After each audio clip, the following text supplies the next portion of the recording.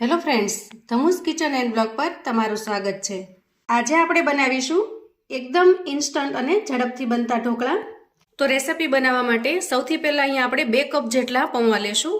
તો પૌવા કોઈ પણ ચાલે, આપણે જે નાયલોન પૌવા ચેવડો બનાવવા માટે લાવીએ છીએ એ પણ ચાલે, અથવા તો આપણે બટેકા પૌવા કરવા માટે જે જાડા પૌવા લાવીએ છીએ એ પણ ચાલે, કોઈ પણ પૌવા ચાલે છે।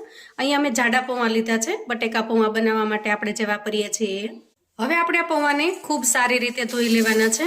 તો અહીંયા પૌવાને મેં એકદમ ચાળી ચોખ્ખા કરીને લઈ લીધા છે, પણ એના અંદરની ડસ્ટ, ધૂળ, માટી આ બધું દૂર કરવા માટે આપણે અહીંયા ચોખ્ખા પાણીથી ધોઈ લઈશું। તો આ રીતે થોડું વધારે પાણી લઈ અને એકદમ ઘસી અને ચોખ્ખા કરી લઈએ અને પછી પાણીમાંથી બહાર કાઢી લઈએ। હવે ધોઈને તૈયાર કરેલા પૌવાને આપણે 5 મિનિટ માટે રેસ્ટ થવા દઈશું। ઢાંકી અને થોડી વાર માટે સાઈડ પર મૂકી દઈએ। હવે અહીંયા જુઓ, મેં થોડી તૈયારી કરીને રાખી છે। કોબીના એક નાના પીસને આવી ઝીણી ખમણીથી મેં ખમણી લીધું છે, એટલે એકદમ સરસ ઝીણું બારીક થઈ જાય છે। અને અહીંયા એક મીડિયમ સાઇઝની ડુંગળીને મેં ઝીણી સમારી લીધી છે। એક લીલું મરચું નાનું એને પણ ઝીણું સમાર્યું છે અને થોડી કોથમીરને સમારીને તૈયાર કરી લીધી છે। તો આટલી તૈયારી કર્યા પછી આપણે જઈએ ગેસ તરફ, કેમ કે આજની રેસિપી આપણે એકદમ ફટાફટથી બનાવીને તૈયાર કરીશું। માત્ર 5 મિનિટની અંદર જ તમે રેસિપી બનાવીને તૈયાર કરી શકશો। હવે અહીંયા જુઓ, ગેસ ઓન કરીને મેં કડાઈ મૂકી છે અને અહીંયા લઈશું આપણે 2 થી 3 ચમચી જેટલું તેલ। તેલ થોડું ગરમ થાય એટલે આપણે 1 ચમચી જેટલી રાઈ એડ કરીશું અને 1 ચમચી જીરું એડ કરીશું અને ચપટી જેટલી અહીંયા હિંગ એડ કરીશું। અહીંયા હિંગનો સ્વાદ ખૂબ જ સરસ લાગે છે। હવે જુઓ, રાઈ થોડી ફૂટી જાય અને જીરું શેકાઈ જાય એટલે આપણે એમાં ડુંગળી એડ કરીશું, જે આપણે મીડિયમ સાઇઝની ડુંગળીને ઝીણી સમારીને રાખેલી છે એ। અને ડુંગળીને આપણે થોડી શેકી લઈશું તેલમાં, થોડી અમથી શેકવાની છે, એનું કાચાપણું દૂર થાય ત્યાં સુધી જ શેકવાની છે એને। અને હવે આપણે એડ કરીશું ઝીણી ખમણીને રાખેલી કોબીને અને આ રીતે ડુંગળીની જેમ આપણે કોબીને પણ શેકી લેવાની છે। થોડું એનું કાચાપણું દૂર થાય ત્યાં સુધી જ શેકશું અને ઝીણું સમારેલું મરચું પણ હવે એડ કરી દઈએ। તો અહીંયા તમે જુઓ, બધી જ વસ્તુ સરસ શેકાઈ ગઈ છે। તો બંને વસ્તુ સારી રીતે સતળાઈ જાય પછી આપણે ગેસની ફ્લેમને થોડી વાર માટે બંધ કરીશું। હવે અહીંયા જુઓ, જે કપથી આપણે પૌવા લીધા છે એ જ કપ મેં અહીંયા લીધો છે અને 1 કપ ભરીને આપણે આમાં છાશ એડ કરીશું। તો 2 કપ પૌવાની સામે અહીંયા 2 કપ જેટલી છાશ લેવાની છે આપણે। તો એકદમ પરફેક્ટ મેજરમેન્ટ છે, એ પ્રમાણે લઈશું તો એકદમ સરસ બનીને તૈયાર થશે। છાશ નાખ્યા પછી બધી જ વસ્તુને આપણે મેળવી દઈએ। હવે આપણે આમાં એડ કરીશું સ્વાદ પ્રમાણે મીઠું। હજી આપણે ગેસની ફ્લેમ ચાલુ નથી કરી, પહેલા આપણે મસાલા કરી લઈશું અને પછી જ ગેસની ફ્લેમ ચાલુ કરીશું। તો અહીંયા અડધી ચમચી જેટલી હું હળદર એડ કરું છું અને 1 ચમચી જેટલો ધાણા જીરું પાવડર એડ કરું છું। તીખાશ માટે અહીંયા હું થોડા ચીલી ફ્લેક્સ ઉમેરું છું અને હવે ઝીણી સમારેલી કોથમીરને પણ આપણે એડ કરી દઈએ। હવે જુઓ, 1 ચમચી જેટલો મેં અહીંયા ચણાનો લોટ લીધો છે। તો ચણાના લોટને આપણે આવી રીતે સ્પ્રેડ કરી દેવાનો છે અને સ્પેચ્યુલાની મદદથી મિક્સ કરી લેવાનું છે। જો આ રીતે નાખશો તો બધો જ ચણાનો લોટ એકદમ સરસ મિક્સ થઈ જશે અને ગાંઠા પણ નહીં બને। ચણાનો લોટ ઉમેરવાથી આમાં ખૂબ જ સરસ બાઇન્ડિંગ આવે છે અને ટેસ્ટ પણ ખૂબ જ સરસ આવે છે, એટલે આપણે અહીંયા ચણાનો લોટ એડ કર્યો છે। જુઓ, લોટ સારી રીતે મિક્સ થઈ ગયો છે। તો અહીંયા જુઓ, ગેસ ઓન કરી અને આપણે કડાઈ ફરીથી મૂકી દીધી છે। ગેસ ઓન કર્યા પછી આ રીતે આપણે સ્પેચ્યુલાની મદદથી થોડું ચલાવતું રહેવાનું છે, જેથી કરીને છાશ ફાટી ન જાય। તો હવે મિશ્રણ ગરમ થાય ત્યાં સુધીમાં પૌવાને આપણે હાથથી થોડા મસળી લઈએ। તો જુઓ, આ રીતે આપણે હાથથી લોચો થઈ જાય એવી રીતે નહીં, પણ છૂટા રહે એ રીતે મસળવાના છે। તો આ રીતે બધા જ પૌવાને મસળીને આપણે તૈયાર કરી લઈએ।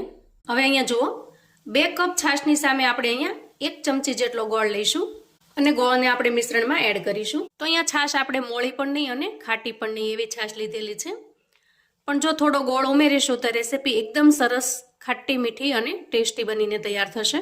પણ તમને જો ગોળ ન ફાવે તો તમે સ્કીપ પણ કરી શકો છો। તો અહીંયા જુઓ, મિશ્રણ સરસ બનીને તૈયાર થઈ ગયું છે અને સારી રીતે ઉકળી પણ ગયું છે। હવે આ સ્ટેજે આપણે તૈયાર કરેલા પૌવા છે એને એડ કરી દેવાના છે અને આ રીતે સ્પેચ્યુલાની મદદથી થોડું પ્રેસ કરી અને મિક્સ કરી લેવાનું છે। તો અહીંયા થોડી વાર માટે તમને છાશનું પ્રમાણ વધારે લાગશે, પણ જેમ તમે મિક્સ કરતા જશો એમ આ મિશ્રણ એકદમ સરસ થતું જશે। જેમ રેગ્યુલર આપણે ઢોકળાનું હોય છે એ રીતનું મિશ્રણ બનીને તૈયાર થઈ જશે।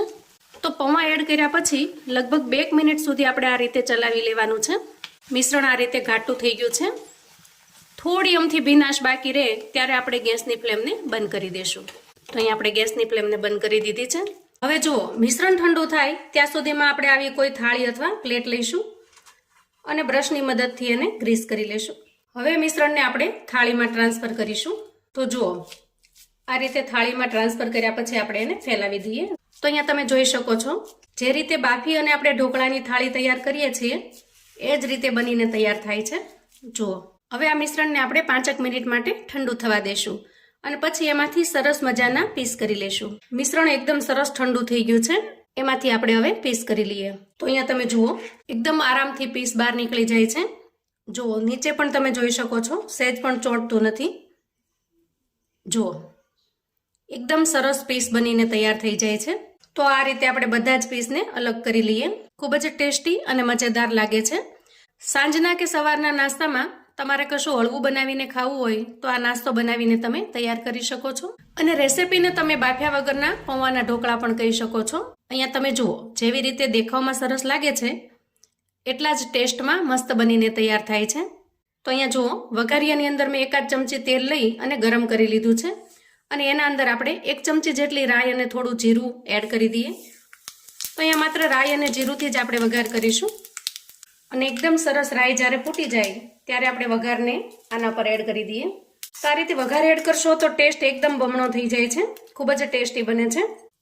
પણ જો તમે ઓઇલ ફ્રી ખાવાનું પસંદ કરો છો અથવા તો ડાયટિંગ પર છો તો આ રીતે વઘારને ઉમેર્યા વગર પણ એકદમ સિમ્પલ એન્જોય કરી શકો છો. તો ગરમા ગરમ ટેસ્ટી એવા ઢોકળાને આપણે સર્વ કરી લઈએ. તો બિલકુલ ઝંઝટ વગર આ ઢોકળા બનાવવાની રીત તમને ખૂબ જ પસંદ પડશે. તો ફટાફટથી આ રેસીપી બનાવીને તૈયાર કરી શકો છો.